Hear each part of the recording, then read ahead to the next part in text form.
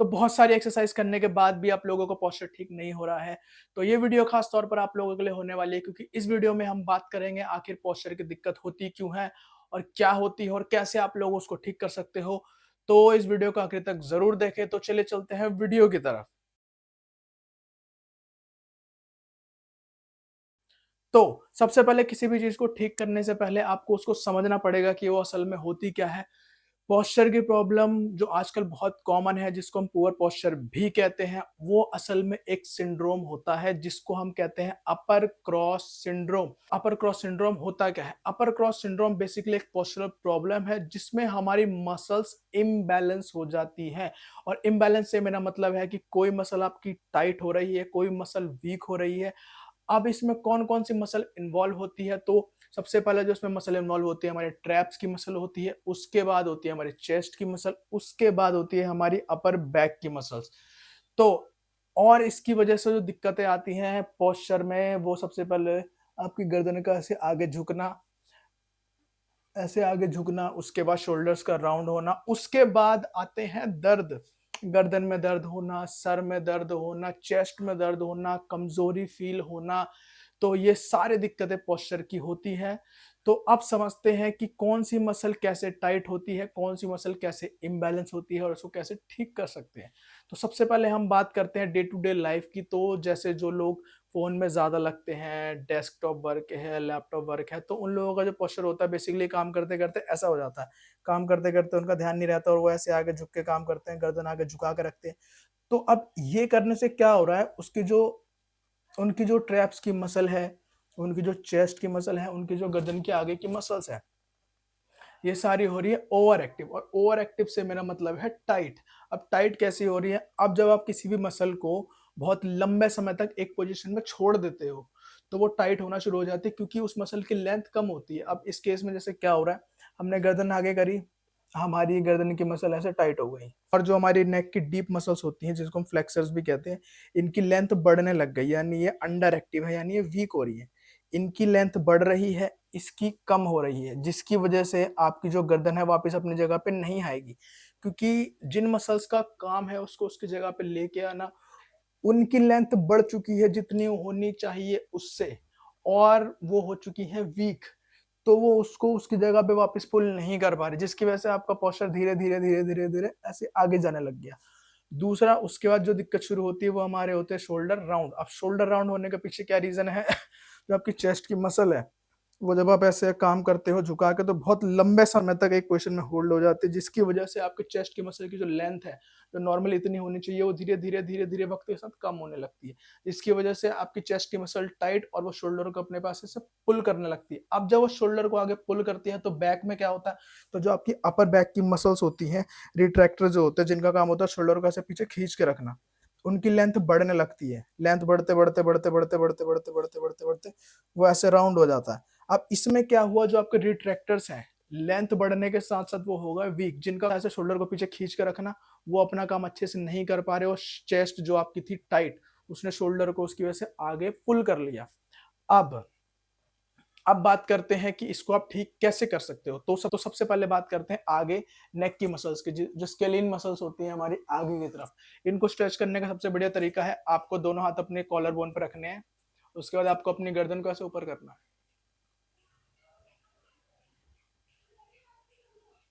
फिर रिलैक्स। ये करने से आपको आपकी गर्दन के आगे के हिस्से में पूरा स्ट्रेच आएगा, और जो मसल आपकी लेंथ में कम हुई है, उनकी लेंथ वापस आनी शुरू हो जाएगी। दूसरी जो मसल थी हमारी ट्रैप्स, उसको रिलीज करने का तरीका है, आपको सबसे पहले लेफ्ट में देखना है, उसके बाद आर्म पिट की तरफ नजर घुमानी है, सर के पीछे हाथ रखना है और नीचे पुल करना है। इससे आपको पूरा यहाँ से लेके यहाँ तक स्ट्रेच आएगा। इस पोजीशन को आपको होल्ड करना है 10 सेकंड, फिर करना रिलैक्स, और फिर करनी है साइड चेंज। दूसरी साइड से भी पहले गर्दन घुमाएंगे, आर्म पिट की तरफ नजर, सर के पीछे हाथ, एंड देन पुश। आपको पूरा यहाँ ट्रैप्स में स्ट्रेच आएगा। इसको होल्ड करना है 10 सेकंड, रेपिटेशंस रहेंगी हमारी 5। अब बात करते हैं अगली मसल, जो थी हमारी चेस्ट, जो कि ऐसे आगे झुक के टाइट हो गई थी। तो इसको रिलीज करने के बहुत सारे तरीके होते हैं। वन ऑफ द इजीएस्ट और बेस्ट तरीका मैं आपको बताता हूँ। तो सबसे पहले आपको अपना हाथ रखना है ऐसे वॉल के ऊपर, उसके बाद आपको ऐसे रोटेट करना है अपोजिट साइड। इस पोजीशन को होल्ड करके रखना है आपको 5 सेकेंड। उसके बाद करना है रिलैक्स। आपको हाथ से लेके पूरा चेस्ट तक पूरा स्ट्रेच फील होना चाहिए। यही करना है आपको दोनों साइड से। अब इससे क्या होगा, जो आपकी मसल्स टाइट हो रही है हाथों की, चेस्ट की, सारी स्ट्रेच होंगी। यही आपको दोनों साइड से करना है। दूसरी स्ट्रेचिंग करने के लिए आपको दोनों हाथों को रखना है वॉल के ऊपर, पैरों को करना है थोड़ा सा पीछे। इसके बाद आपको अपने कमर को खींचना है ऐसे पीछे।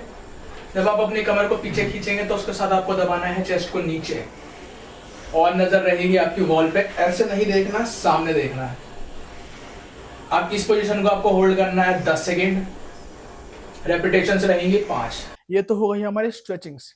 अब बात करते हैं एक्सरसाइज की। तो सबसे पहले हम एक्सरसाइज देखेंगे आपकी पोस्चर जो गर्दन की खराब हुई थी, उसको वापस उसकी जगह पे लेके जाने के लिए। तो उसको बोलते हैं हम चिन टक्स। तो सबसे पहले आपको ये ध्यान रखना है कि ये जो एक्सरसाइज करते हुए लोग सबसे ज्यादा गलती करते हैं वो ये करते हैं कि जब हम उनको बताते हैं तो या तो चिन को ऐसे नीचे दबाते हैं, या तो सर को दबाते टाइम ऐसे पीछे ले जाते हैं। तो ये नहीं करना। आपको ध्यान से देखिए आपको करना है क्या है। आपकी गर्दन ऐसे सीधी है। All you have to do is push back. गर्दन बिल्कुल सीधी आगे आएगी और सीधी पीछे जाएगी।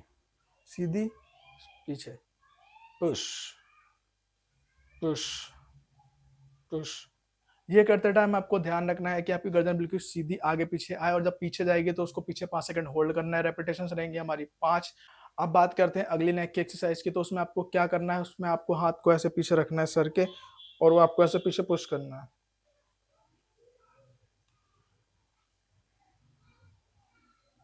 ये आप हाथ से अगर नहीं कर पा रहे तो आपको कोई भी बैंड लेना है, या कोई भी इलास्टिक का बैंड लेना है, उसको सर के पीछे से फंसाना है एंड देन पुश।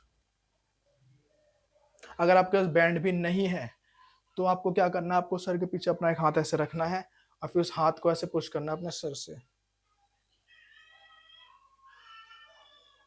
रेपिटेशंस रहेंगी हमारी 5, और होल्ड रहेगा हमारा 5 सेकंड का। अब बात करते हैं शोल्डर्स के लिए।